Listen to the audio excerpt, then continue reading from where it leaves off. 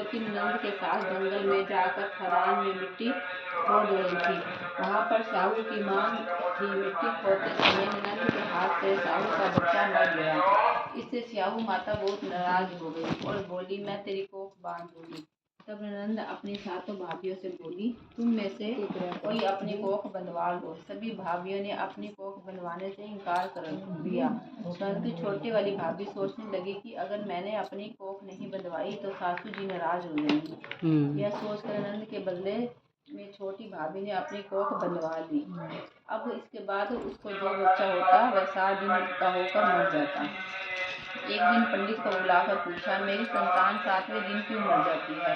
तब पंडित ने कहा, तुम सुराही गाय की सेवा करो। सुरही गाय स्याहू माता की भाई है, वह तेरी कोख खुलवा देगी, तब तेरा बच्चा जिएगा।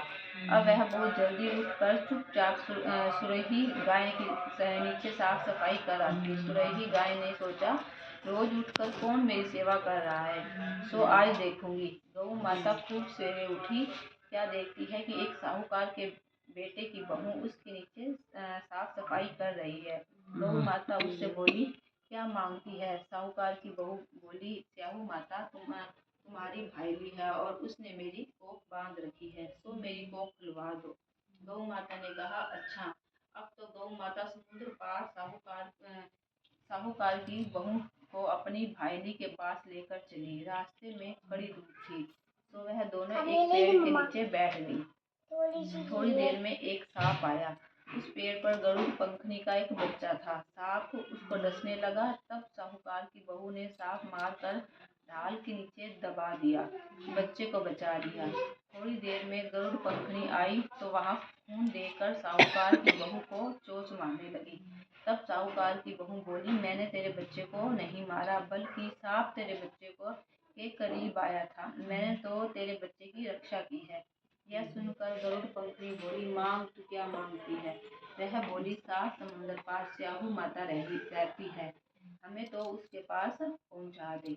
तब गरुड़ पंखनी ने दोनों को अपनी पीठ पर बिठाकर स्याहू माता के पास पहुंचा दिया। स्याहू माता उनको देखकर बोली, आ बहन, बहुत दिनों में आई है। फिर कहने लगी, बहन, मेरे सिर में जुएं पड़ गई है। तब सुरही के कहने पर साहूकार की बहू ने उसकी सारी जुएं निकाल दी। इस पर साहू माता प्रसन्न होकर बोली, तूने मेरे सिर में बहुत सलाई घेरी है, इसलिए तेरे बेटे और तेरे 7 बेटे और 7 बहू होंगी। वह बोली, मेरे तो एक भी बेटा नहीं है, 7 बेटे कहाँ से होंगे? स्याहू माता बोली, वचन दिया, वचन से फिरूं तो धोबी की कुंड पर कंकरी हो। तब साहूकार की बहू बोली, मेरी कोख तो तुम्हारे पास बंधी पड़ी है। यह सुन साहू माता बोली, तूने मुझे ठग लिया, जा, तेरे घर पर तुझे 7 बहुएं मिलेंगी। तुम जाकर उजमन करियो, 7 औरई बनाकर 7 कढ़ाई करियो। वह लौट कर घर आई तो वहां देखा कि 7 बेटे और 7 बहुएं बैठे हैं। वह खुश हो गई। उसने 7 औरई बनाई, 7 उजमन किए और 7 कढ़ाई करी। शाम के समय जेठानियां आपस में कहने लगी कि जल्दी जल्दी धोक पूजा कर लो, कहीं छोटी बच्चों को याद करके रोने न लग जाए।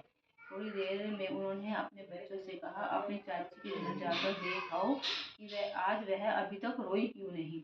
बच्चों ने आकर कहा, चाची तो कुछ मान रही है, खूब उजमन हो रहा है। ये सुनते ही जेठानियां दौड़ी दौड़ी वहां आई और आकर कहने लगी कि तूने कोख कैसे खुलवाई?